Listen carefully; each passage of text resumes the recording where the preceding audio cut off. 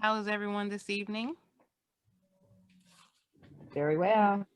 And yourself? Doing great. Awesome. Hi, Mr. Clyde. How are you? I'm doing well, thanks. Cool. Yeah. All right. Well, it is 7 o'clock, so we are going to get started. Welcome everyone to EC Head Consulting. It's our Wednesday night nuggets. Welcome. Like I said, welcome. We're happy to have all of you. Please keep in mind, EC Head Consulting does do loan signing and notary public training. Monthly, our class for Notary 101 is this Saturday. So if you need to get into class and learn the notary laws, Notary 101 is where you should start. Okay, this evening we have the pleasure of Mr. Clyde Heppner. Did I pronounce that correctly? You did. That's all perfect. Right. Awesome. Okay, so I'm going to read your bio and then the floor is yours. That sound good? Okay. Sure. Awesome. Okay, so Mr. Clyde Heppner is a full-time mobile notary public and certified loan signing agent in Missouri.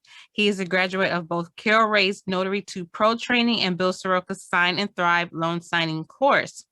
Clyde came to the career after being the coordinator of research for Kansas City, Missouri public schools during its court-ordered desegregation.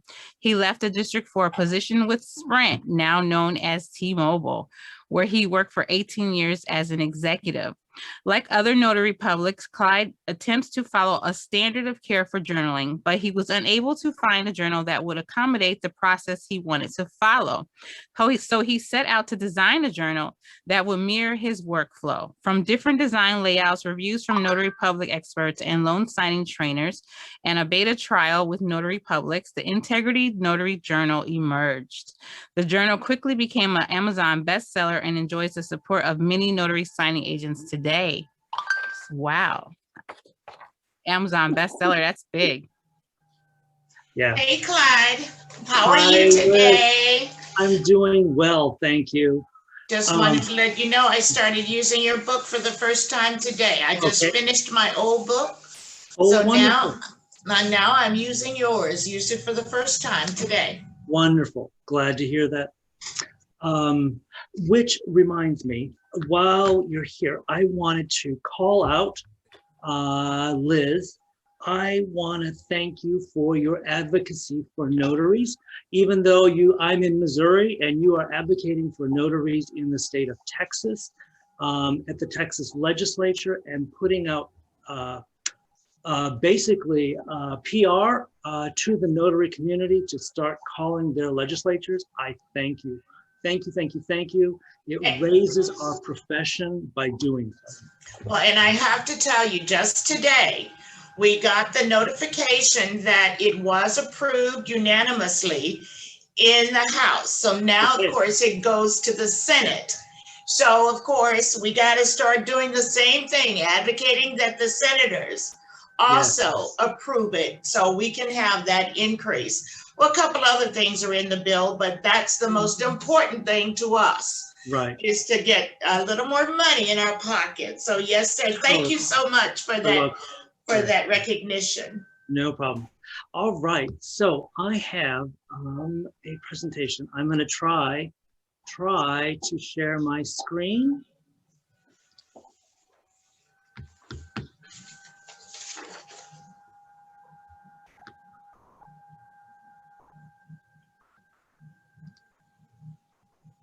Okay, are you seeing the presentation? Yes, sir. Awesome, awesome. Awesome. I love technology when it works. Right? Oh, trust me, I know. I know, and we go the opposite way when it doesn't. What I want to do is I want to call out that this one saying, reasonable care through due diligence. You're going to hear me repeat this over and over and over, but let me get into the disclaimers first and foremost. I am not providing legal advice. I'm not an attorney. Anything I'm sharing is really based on my own personal research as to what is the standard of care for notary publics, okay? And last but not least, always, always, always, always follow your state statutes and or executive orders that are in place, okay? With that said, My goal today is to come to you and basically rally you to support and get your buy-in that journaling is an essential to our profession and that it deserves our due diligence. And you kind of go, well, duh, why do I need support for that? Let me give you some what I call the scary stuff. So 1/3 of notaries in the United States are not required to basically maintain a journal. So they have the ability, the 2/3 have the ability to not use a journal at all. What they're finding is that those people in this 1/3 of the notaries who are required to use them is that even though they're required to, many of them are just not plain using the journal, or if they are using it, they're doing it very inadequately and not really being responsible in their record keeping. When the researchers are estimating to what extent this is happening, they are saying that basically 2/3 of all US notaries are neglecting to prepare and retain their notary journals and maintain them for the period of time that they're required to. So that means that lots of notaries that we know are probably not using a journal or not maintaining it by recording the elements of their notary acts or maintaining it for their durations. And so I think that's a really scary statistic and a scary thing to think about when you think about our profession. So let me start with some of the basics. So the purpose of the journal, right, is really just to provide an official record of our acts as a notary. Because we're public officials, we really do then have the ability to make records for the public. And those records then can be requested by the public through a variety of mechanisms depending upon how your state is set up. You know, so it can be certain things in writing, they have to know certain things about the journal entry or the request that they're asking you about. It could be subpoenaed. All of those things are typically outlined. But nonetheless, we're recording our acts, and those acts can then also be asked for by the public. And I say the public in general, think of it as legal system, courts, or government, or general public.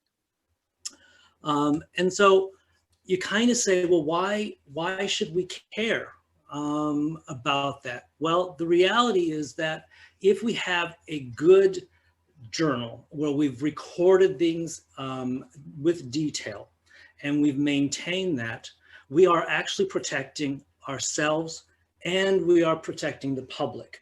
And I go back to, if you think about what our role is, and it is so serious and so important when I think about the documents that we are interacting with. So if you think about this, we are notarizing documents for powers of attorney for finance.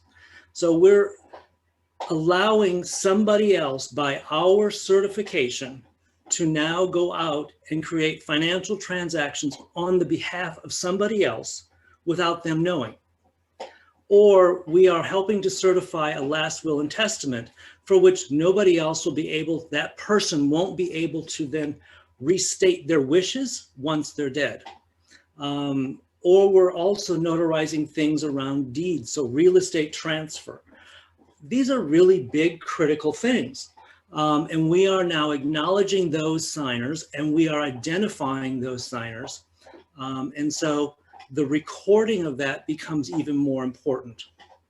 And then last but not least, we administer oaths to get a pledge of truthfulness.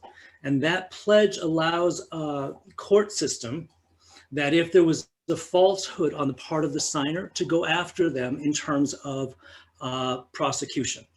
So we administer an oath that is under penalty of perjury. So that allows for those things to take place in terms of prosecution. So these are really big things when you start to think about it.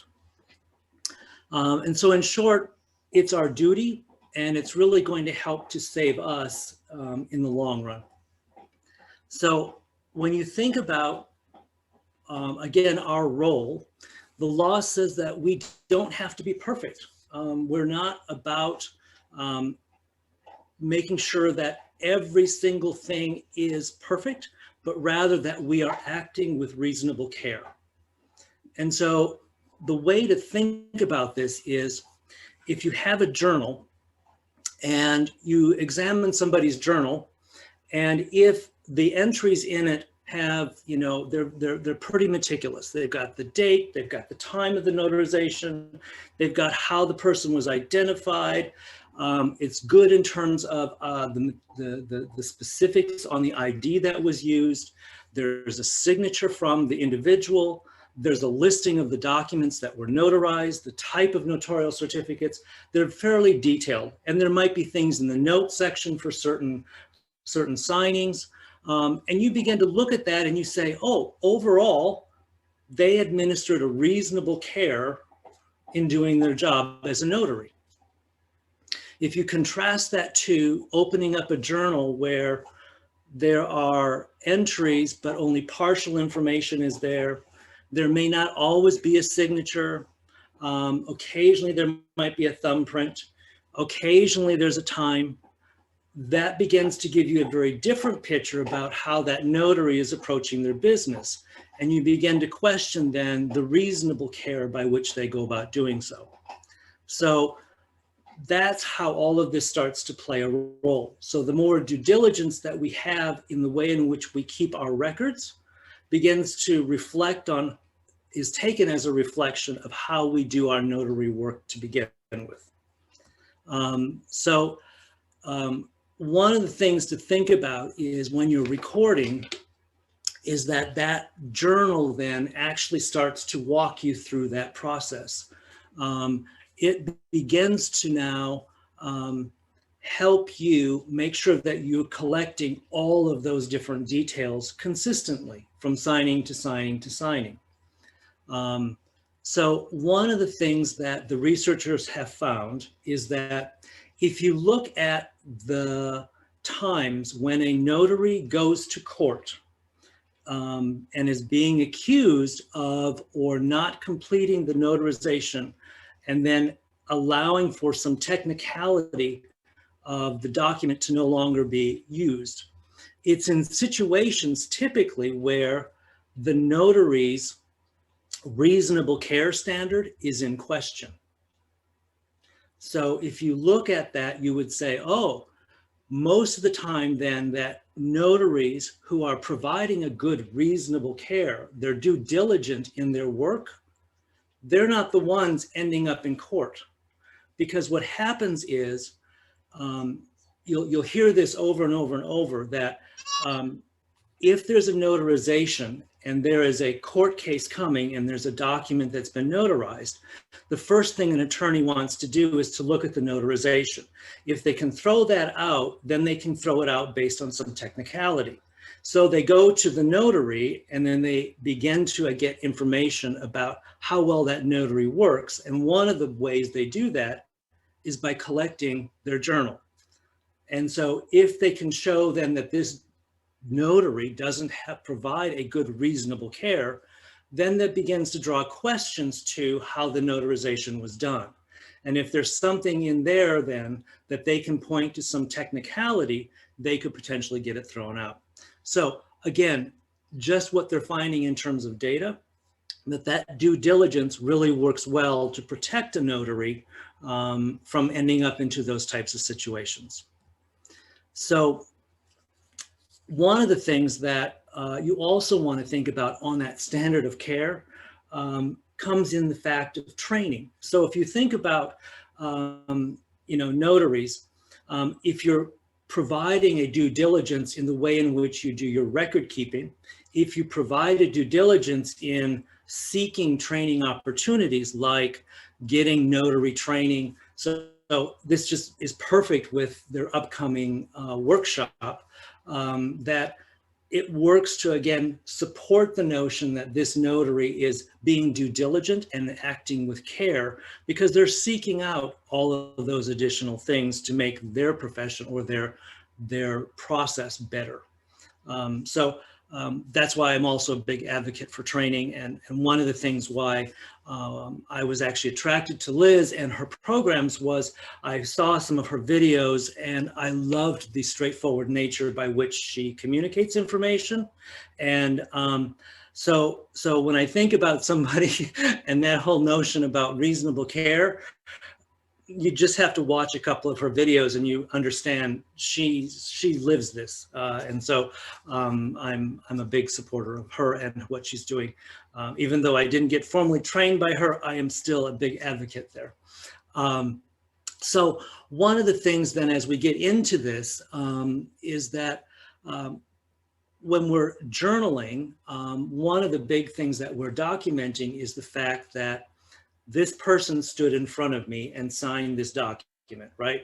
Because at the end of the day, what happens is when that person leaves, the only other piece of evidence that we were there with them at that time is a notarial certificate, and that goes away. We don't have that anymore. So the only thing we can rely on is our journal. So being able to collect physical evidence from that individual that they were there is really, really compelling and substantiates our claim. So if we can collect that signature, if we can collect a thumbprint, if it's available in the state to do so, or initials, as well as the ID, it begins to corroborate the whole thing in terms of documenting that at the time of the notarization, at this date, at this time, this person was here and they signed my journal. So all of those things act as that proof of due diligence. The other thing that happens is when you're working, and I think about the process that I go through with a notarization, it's a conversation and it's an assessment that's going on about whether or not the person in front of me is mentally capable of making this decision to sign the document, if they are understanding what they're signing. So all those kinds of assessments begin to take place. So what happens is, I come in and we sit down and I ask to see the document because I want to understand the type of document we have and what the notary certificate is, and is it compliant? And I'm asking some questions and they're telling me some things. And I'm getting to understand whether or not that person who's going to sign really knows what they're doing. So for example, I get calls a lot of times by adult children who are wanting that their parents have requested a power of attorney or a healthcare directive, and I show up. And so some of my questions are, after I introduce myself, is do they know why I'm there? Do they understand that we're going to be signing a power of attorney, and those kinds of things. So as we go through that process, then I get their ID, I take down that information, and I have a better understanding as we're getting close to this now of what we're actually going to do and what do or do they not know. And then I actually take the journal and I give it to them to complete in terms of their address, their signature, a thumbprint, and I'm now able to start to compare whether or not the signature on the ID matches what's in the journal. And we're now moving down that process of actually signing the documents and introducing them. And then I can assess, oh, wait a minute. A lot of times I'll have somebody say, oh, am I supposed to take an oath?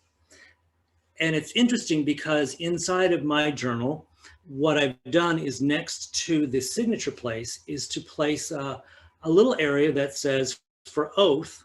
And I will have several people as they're signing my journal say, oh, do I need to place my initials here? And it opens up that conversation automatically where I can begin to say, oh, you're going to have some documents that you're going to sign under oath. And so I'm going to go ahead and administer that. And then I'm going to have you place your initials. And so it just becomes a nice, easy flow. And that's what a journal should do, as well as capture those physical pieces of information. one of the things that the researchers have found is that the number one thing that notaries do not do or omit entirely is the oath for a jurat. So if there's a jurat in with a document, they're saying that the number one thing that a notary will do is not administer an oath for the jurat. And this becomes a real big problem later on, because if there's ever an issue with that document and the signer claims that, no, there was never any oath given, now that whole notion under penalty of perjury begins to become questionable. And if there is evidence that you didn't administer the oath, then what happens is the notary begins to be looked at for official misconduct, because you have signed the jurat and you have said that they have sworn to this when in fact they've only subscribed to it. So it's one of those big things that if you can actually document that an oath had been taken place, then it takes care of all of that. So one of the things to do is to make sure that you include in your journal whether or not an oath was given, and if they can actually provide an initial for that, that's even better. I have a basic oath that I use, and I keep this with me, and I use it whenever I have to. In the state of Missouri, I'm allowed to just administer it once and let them know that there are multiple documents that they'd be signing, and just needing to point out which documents, when they sign them, that they're signing under oath. So what I typically do is I administer this right off at the beginning if there's a jurat in there, and then I just point out that this is the document that they're signing under oath. And I've never had any issues with that. But what I have had is several people say that they've never ever experienced having been placed under oath for a signing.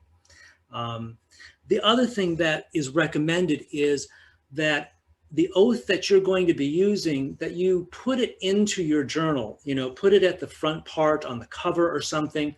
Again, this works as additional proof of the oath that you're giving. And it again reinforces that notion of reasonable care when it comes to your journal and your notary practice. These are some bad oaths. When I first started, I had no idea what oath, and I tried to find an oath, and it took me a long time. So I came across a lot of bad ones. Some of these I actually do like a lot. Do you affirm that the document is correct? That's kind of true, but it's not really meeting all the parameters. The one that I love is that do you solemnly swear to tell the truth, the whole truth, nothing but the truth, so help you God? Well, if we're giving testimony, this is a good oath to give. But if you're doing a jurat, it's really not getting you there. And then the other one I like is, do you the subscribe and sworn to before me? That is your oath. No, boys, that's really not a good one. I do recommend that you think about the oath that you want to give, and you write that down and place it as part of that journal. When I review what are considered the sort of standards of care, what are the pieces of data that you should be collecting, it's quite a long list. And so, some of them were very common. We know, the date of the notarization and the start time. Some are indicating that you should actually include the end time. When did you stop the session? Signing location is becoming more important. Some states are now requiring that more and more. Then typical things like document name, and if you want to capture the number of pages, the type of notarization, pretty standard. The signer's name and contact information, and then how the signer was identified. And here I just want to really call out, we need to be careful about personal information. In the state of Missouri, we are now required to include not only telling what type of ID, so if it was a Missouri driver's license or whatever, but also the serial number for it, as well as the expiration date. It used to be that we could just say what type of document we use. So it would be a Missouri driver's license, and we would write down it expires on this particular date. And I didn't have to capture that serial number, but now we're required. I would recommend that you know with your statutes what you are required to capture, and try not to capture more than that if it's not necessary when it comes to that personal information. And Clyde, then, yes. I don't know where everyone is from, who's here tonight, but since we are, well, you're in Missouri, but EC Head is Texas. I just Yes. wanted to point out that most of the things that you just mentioned, we are not allowed to capture in the state of Texas. Right. We cannot capture the expiration date. We can't capture the contact information. We can't capture the serial numbers, none of that. So I just wanted to make sure that we're mindful, if for all the Texas folks who may be here, what we are allowed to capture is very minimal. Now, of course, once this law is, once we get the approval from the Senate, you see I'm being positive, we're going to get it. We will be able to include the driver's license number or the identification number. But other than that, we are not allowed to capture any personal identifying information. Great. Awesome. That's wonderful. Yeah. And it goes back to that whole thing about your state statutes. You know, this is sort of the list of what is considered to be good, but if it doesn't jive with the state, it doesn't fit. The other thing is, you know, if there was an oath administered, being able to have some way of identifying that. And then there are these sort of, I'll call them basic wellness factors. So, you know, did the signer really express willingness? Is there mental competence being expressed? And is there an understanding of the document that they're signing? And then, of course, the signer's signature. If the thumbprint is allowed, if it's not prohibited by law, and then what the fee was, or if there was no fee. Other kinds of information that is useful at times is who else was in the room during the notarization. So that's one that I use a lot for signings that are dealing with, I'll call powers of attorney, wills, trusts, all of those major documents. And then based on all this, so my head is swimming and I am trying to make my journals work, and that I had bought along the way, and I was trying to adhere to some of these things, and I became more and more frustrated. And so I started to play with creating my own design. And I started to do that. And then I also wanted to play with the idea of ergonomics, because I would take out my journal and I would open it up and I'd be at a table, and it would be this long journal that would go from left to right, and I would try to move it around. And no matter with the different documents, the loan documents, I mean, sometimes I'm signing on, and as we all know, we're signing on TV trays or roofs of cars, and, you know, the room becomes much more difficult to maneuver with that long. So I wanted to think about a way to shorten that. But when you think about all these different things to collect or think about, it had to be efficient. It had to be done in a way that could be done quickly rather than making this appointment much longer than it needed to be. So I designed different things, had different iterations, had it reviewed by different experts. So some were like, they do just general notary work, some do loan signings, some do trust work, and got their input. And then we actually did a field trial with notaries across the United States. And a result of all of that input culminated into what is called the Integrity Notary Journal.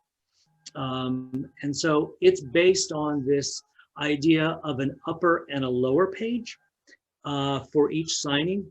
And so it keeps all of the information about that signing private within the journal, because when you open it, you're only opening it to the signing that's going on in the room at that time.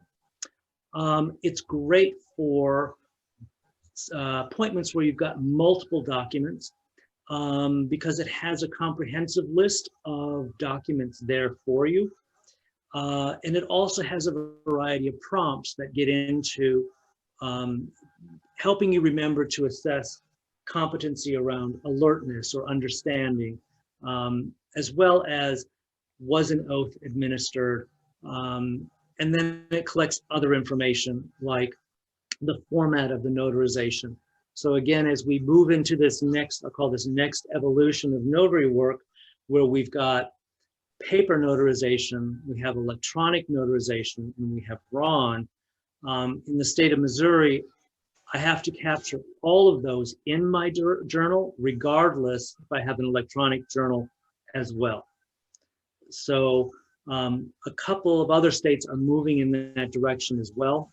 And there, some of the people working on standards and stuff suggest that it's still a good idea, regardless if your state requires it or not, to capture everything in one journal. So you have one cohesive list of all of your acts.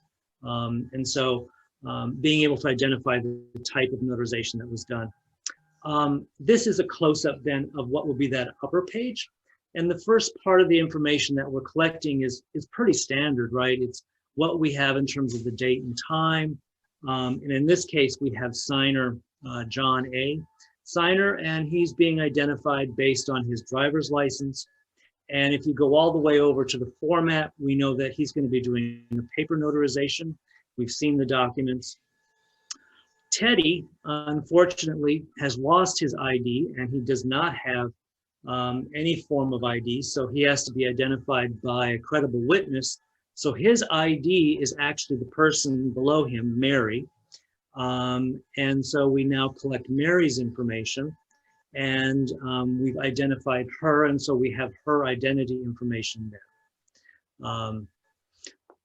Also on this page is where we would then capture below the type of documents that we have and the type of notarial certificates. And then there is this main column of willingness and competence. So these are cues here just to remind the notary that you may want to make sure that you've assessed, the willingness of somebody, or that the mental alertness. And you're checking here that, yes, indeed, I have assessed these things. At times, if it were somebody who were older and there might be questions about their alertness, I would document in the notes section our conversation that we may have had, like regarding the power of attorney, this person expressing that, yes, indeed, she wants this daughter of hers to be doing these things on her behalf. She doesn't want to deal with any of the banking stuff, yada, yada. Those are the kinds of things that I can then further substantiate in the notes section. And then in this last section over here on the right, you can see H, you write in additional documents that are not listed, and being able to identify the type of notarization as well. And then you'll see these little signer numbers after each one of the documents. That just indicates who signed that particular document. So it's very quick and efficient in being able to address those things. So my normal flow would be, we would fill out this first part, the top part of that page with their ID information. And then I would turn the journal and I would just move it to them to have them complete their address, their phone number, and sign the journal. And I guess in Texas, you would have them sign the journal only. And so after that, then I would let them know if there was any oaths being taken, and if so, we would administer those, and then I would have them initial. So what you see here is that Mary has actually taken an oath for credible witness and has identified that she was given an oath, as well as then John and Teddy were given an oath because they were signing for jurats in the different documents. So in addition, on this page, then there's a large notes area. There's a signing address, location, if that can be collected, and who else was in attendance. There's place then if you want to add in client information, as well as fee information. I also get this question, and then I'll end there, and that is, if you have an active journal, how do you actually retire it to start a new journal? And it's pretty simple. Some states provide information about that. Most do not. The way the NNA recommends is to just say, you go to the page that you have after your last entry, and you literally just strike every single page thereafter. What I've done is I put after my last entry, I just say end, and then strike every page thereafter. So basically every page has now been addressed, and I can retire that active journal. And then it is available on Amazon. If you want more information, you can certainly contact me. And I am open to any questions that you may have about journaling.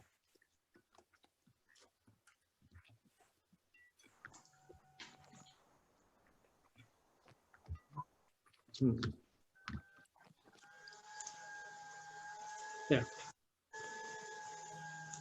I realized that was a whirlwind of information, but. No questions from anyone? Well, I can tell you what like I said, I just started using it today, Clyde, and what I do like about it is that it's just that one page. Mm-hmm. Now, what I do, I fill out the journal. Mm-hmm. I do the journal, and I just have them sign. Mm-hmm. I do not have them fill out the journal. Okay. But I like having one page Mm-hmm. per person or per appointment, because there may be more than one person. Like a husband and a wife, they're on the same page. And then therefore, it eliminates the use of trying to, or rather, it eliminates trying to use the guard for confidentiality. So they're not seeing the people who signed before them. So I really do like that. I really do. Yeah. There's gnats flying around out here, so you might want to watch this food that's about to go in the. Kristen, yeah, mute yourself, Kristen. We don't want those gnats in here. That's great. Excellent. So I'm looking forward to continuing to use the journal. Good. And just so, I mean, here again, I don't know where everyone's from, but in Texas, it's something that came up last week, as a matter of fact. And according to Texas state law, it's 3 years that we keep our journal after the last entry, but I keep mine forever. Yeah. I have every journal I've ever used. So. Yeah. Yeah, I know that, you know, different states have different laws and in terms of minimum requirements, and it seems like the new number that I'm hearing now that most people are saying for standard is 10 years, but I agree. I think we just keep them until forever. Forever. So they'll always be there. So I also like what you said about when you're done with the journal, you put end. Yeah. This is the, or something like that. Even though you may have used the last line on it, I think it's a good idea to put the end. That tells you that that's the end of the journal. Something else that might be a good idea, and let me just get yours that I just started on today. Because oftentimes you may run out of, your notary commission may expire prior to the end of the journal. So it's also a good idea to put your stamp on the journal. And your signature, of course, is already there. And it just lets everybody know that this was the journal that was used. This is the signature that was used when you were using this journal, the expiration date. So I just stamped my new journal. And so I think that's a good idea too. I agree. I do that as well, because I think it's important to show what my stamp looked like. Again, there are forgeries all over, but this at least shows what I was using at the time. There's no question whatsoever then. Yep. One of the things that you'll see on the integrity journal is if you look at the spine of it, you will see that it shows the dates to and from and a volume number. So Right. again, if you ever needed to go back through and look at something within a particular date range, it's easily found. Yeah, and that's true, because you also have that on the inside, like the second page. And I did put it there, but I did not put it on the spine. So guess what I'm doing? I'm putting it on the spine. Yes. That's a great idea. Okay. Yeah, because they do stack up after a while. And now, how many notarizations? How many pages? 149. Let's see. yeah, How many pages do we have? 249. there are Yes. there 249. are 120 signings or 480 pages in there. Actually, it's for 121 signings. Oh, so. Why There's do I- 480 because there's 2 pages per. Gotcha. Right. Gotcha. Right. Yeah. And there's actually one extra, so it's 121 total signings. But Okay. Yep. Good enough. so, yep. The only other thing is that I know this particular version is not compliant with California. Working on some of that as well with a second one coming out. It'll be a totally different journal, so the integrity will continue on, but there'll also be one that'll be more compliant for California. Yes. What is the, just out of curiosity, what is the, what would be added? There's a lot of information here. Oh, So what has to be added to make it California compliant? so California compliant requires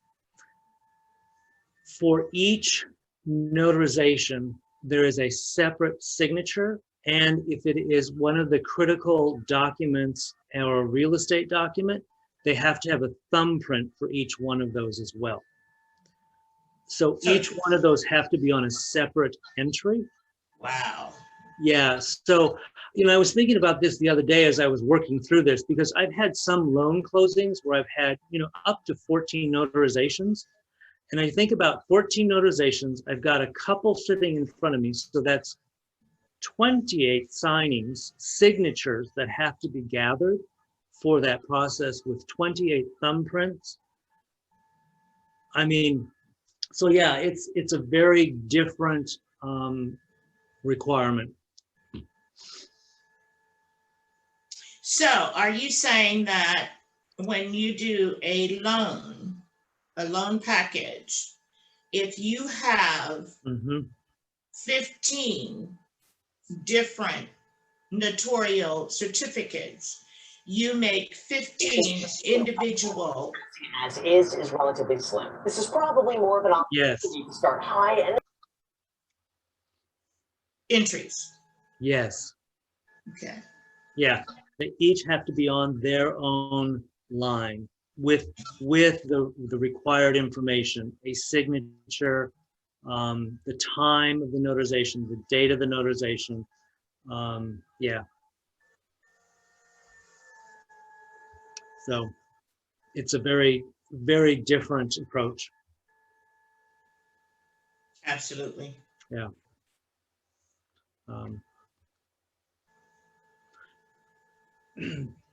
So in your notary course that's coming up, you guys cover off all of the standard basics for a new notary, is that correct? Yes, sir. We go over the notary laws for the state of Texas. We also go over journaling, and we go over, we have, I think is it 8 or 9, Tamika, of the different Actually, types it's of, 10 now because we have a new one on there.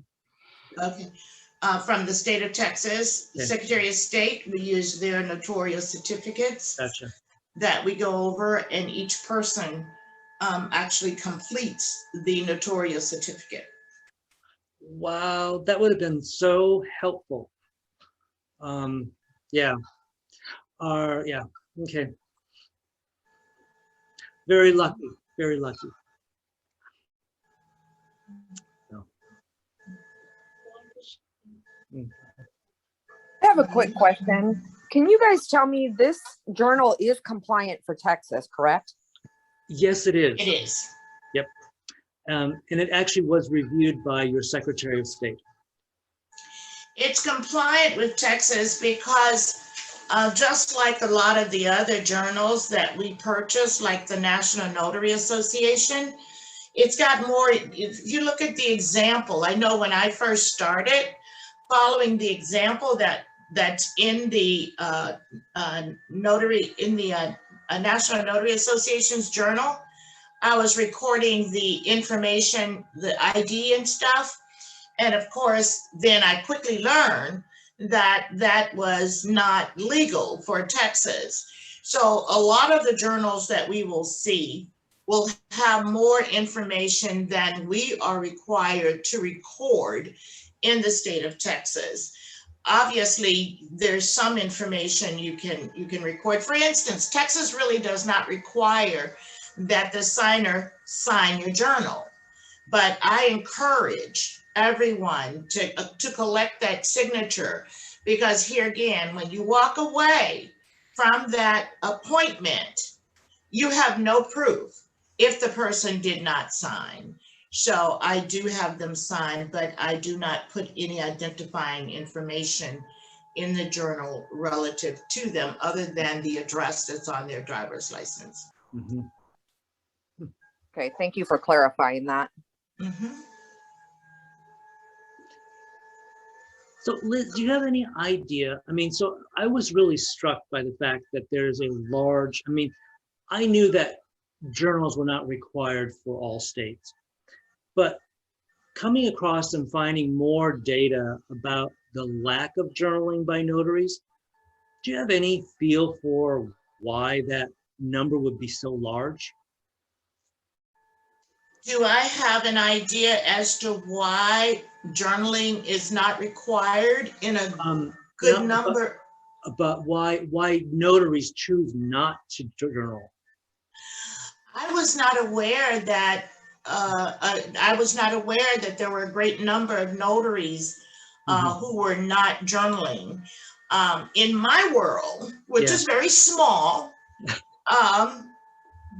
I believe notaries are journaling. And of course, in the state of Texas, a journal, I shouldn't say a journal, a record is required. It can be in a spiral notebook, but you've got to have a record. Now, the signer is just not, it's not a state law that they sign. But again, I encourage everyone to obtain that signature of the signer. But I don't know. I didn't realize. See, you learn something all the time. I didn't realize. So what number would you estimate? Since you think there's a great many who are not journaling? The researchers were estimating that 2/3 of all U.S. notaries do not journal. So, well, look. Then Clyde, I got the 1/3. Yeah, I know. 1/3, they're journaling. Yes, well, and I would say, in some respects, it's kind of like preaching to the choir here, because, you guys are known for your being highly professional and being good with your craft, and you lead, great training, and people recognize you for that.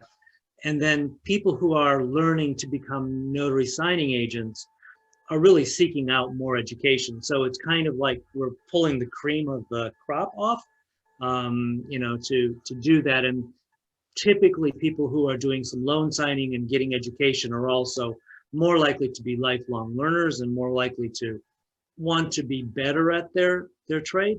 It seems like, but it seems like there's this whole other section out there that doesn't participate. And I'm only speculating and wondering if then that is more of the within an office setting where they're just, you know, taking care of things for management or whatever. But That could be. That could be. And oftentimes, it's 2 points. Number one, you mentioned loan signing. Oftentimes, people want to jump right into loan signing, not understanding that you've got to have the foundation to understand the notarial certificates, because you're doing loan signing. So yeah, you're getting that process through, but you also have to understand when there is a notarial certificate that is incorrect and be able to correct that certificate. So a lot of times we miss that foundational part when we hear about, oh, I want to be a notary, I want to be a signing agent, forgetting to get the base. Forgetting to get the baseline first. So I think that's one thing. The other thing is, yes, there are a lot of notaries.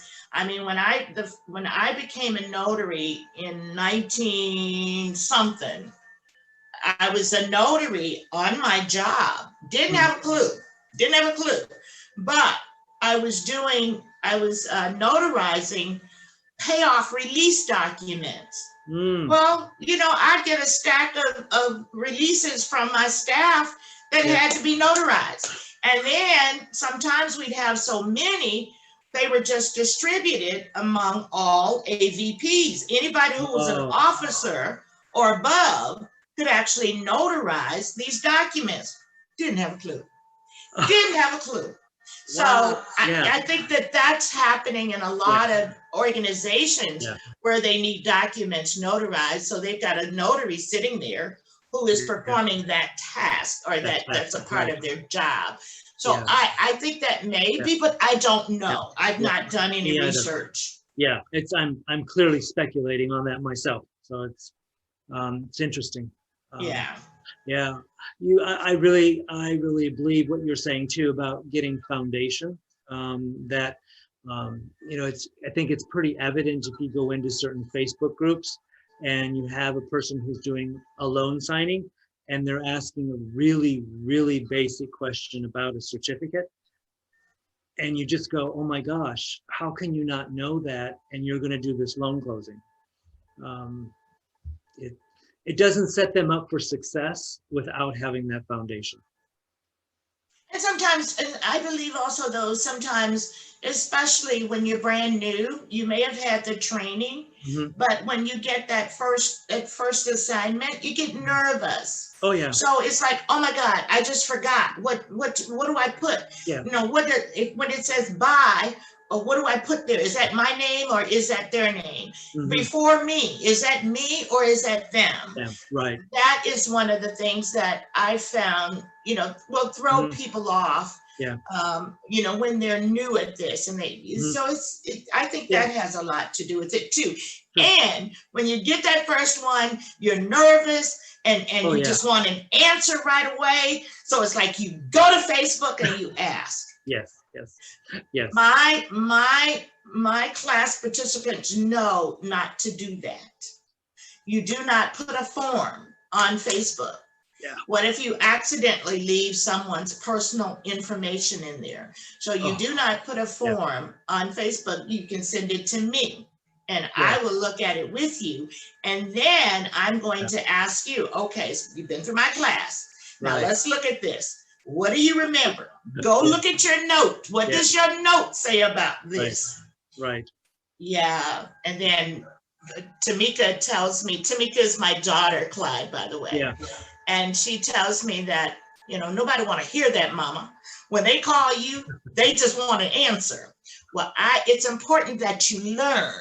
Yeah. And if I just give you the answer all the time and you're going to call me and ask me that same question again, it ain't gonna be pretty.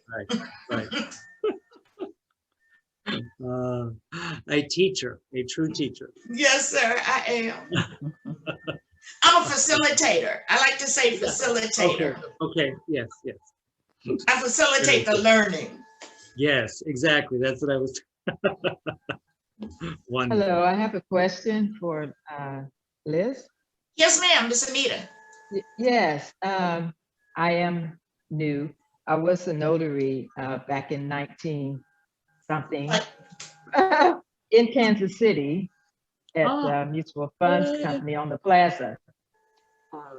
It was 20th Century Mutual Funds, and it changed to American Century at the turn of the 20th century. But I'm in Texas. I'm in Katy, Texas now.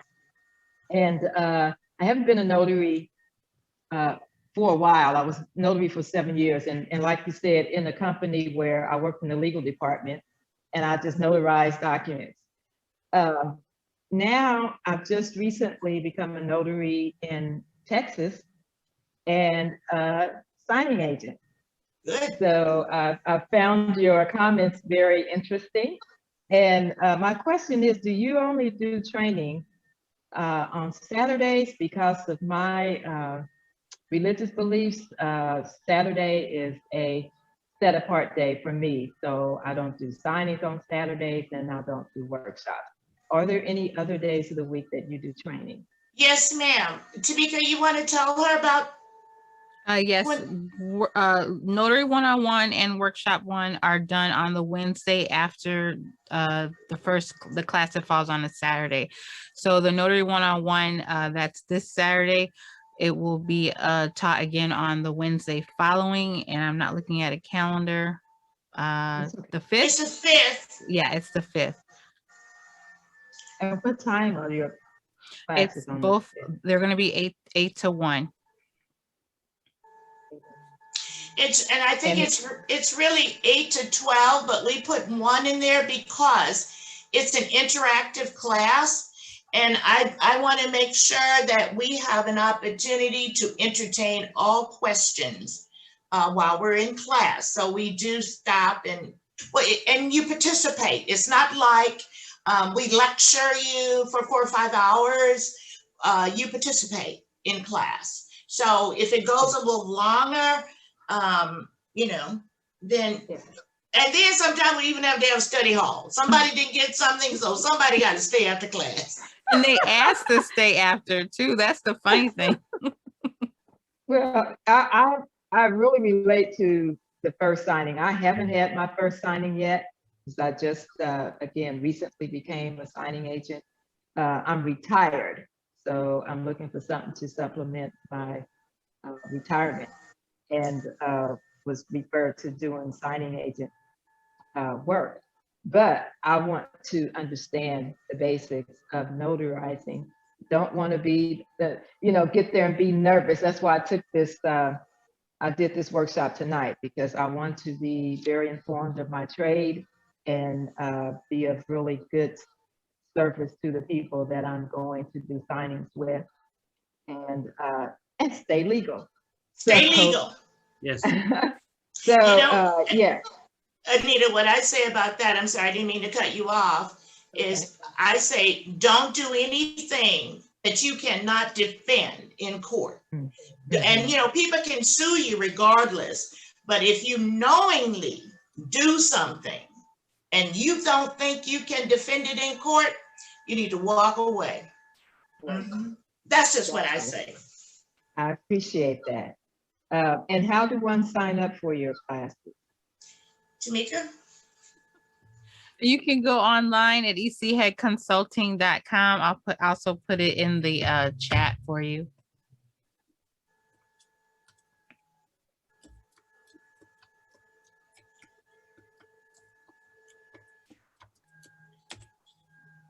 There you go. And just navigate to the workshops or the events tab, and you'll be a schedule of all the classes, and the pricing is there on the website. Okay. Thank you so much. And thank you. See you Wednesday. See you Wednesday. We love what we do. So I can tell.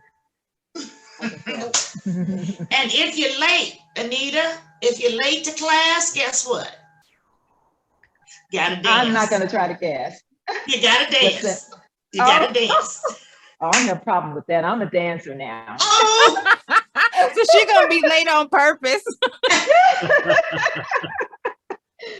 it's too All right. funny. Thank you so much. Oh, you're so welcome. You're so welcome. It's my honor. Great. Okay. So now, Clyde, did you say, I think you said how, you said you ordered this from Amazon. Correct. Did you tell us what the price is? It is $14.98. And are you going, it's less expensive than was for your pages too though. Yeah. NNA. Are you going to raffle one away tonight? Yes. So I would love to give a free copy away this evening. However best to do that, I don't know. But I would certainly be more than willing to send a copy out to somebody. Tamika's got you covered. Okay. Okay, so we're going to do a random number. That's how we're gonna do it. We have 12, so 3 of us. So a number between 1 and 10. Put it in the chat. If we don't get the exact number, then it'll be the closest person to that number. So you guys can put your numbers in the chat now. How do you do that? I don't. Oh, I'm sorry. How do you do that? you just tell me yours. Okay, mine would be 5. Okay, let me put it in the Google Random.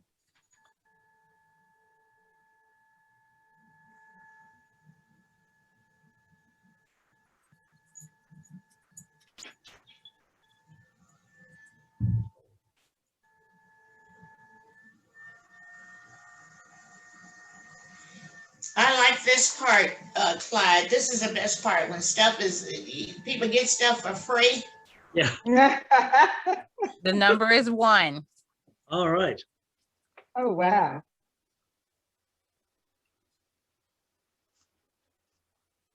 So the close, oh, we had 2 5s.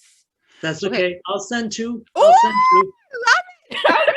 Amazing! Yay! Hooray! You're the man. That's awesome. I don't want notary wars. No notary wars. Congratulations, Christina and Anita. Yay!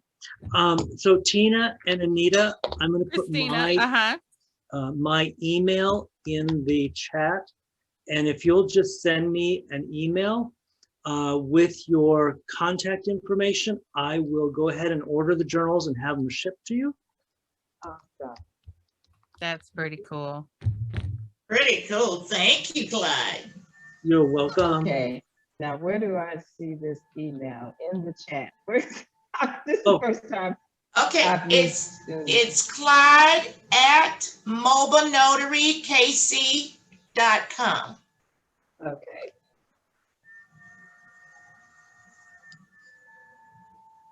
Yay. Thank you for that. You're welcome. That's cool. And I must say that, Clyde, you exceeded my expectations. Oh, Because you actually just gave us a notary lesson. In addition to presenting your journal, oh, thank you. you actually gave us a notary lesson, which was a good one. And I see you rely heavily on Professor Clausen, as I do. Yes. And it's always good to have a refresher, no matter how often, we go through workshops or whatever the case may be. In my opinion, there's always something to be learned. And there's also, sometimes we just need a reminder of something. So thank you so much for your time with us today. Oh, you're more than welcome. Thank you so much for gracing us with 2 journals. Thank you. No problem. My pleasure. I really appreciate it. And I thank you very much for the opportunity to present today. So, and I'm sure our paths will cross again. I believe so. I believe so. Yes, sir. All right. Well, Awesome. thank you. Thank you for, this was great. Thank you for everyone that joined us this evening. Be blessed. Have a good evening. Thanks. Okay. Bye-bye, everybody. Thank you. Bye, Bye. thank you. Bye-bye.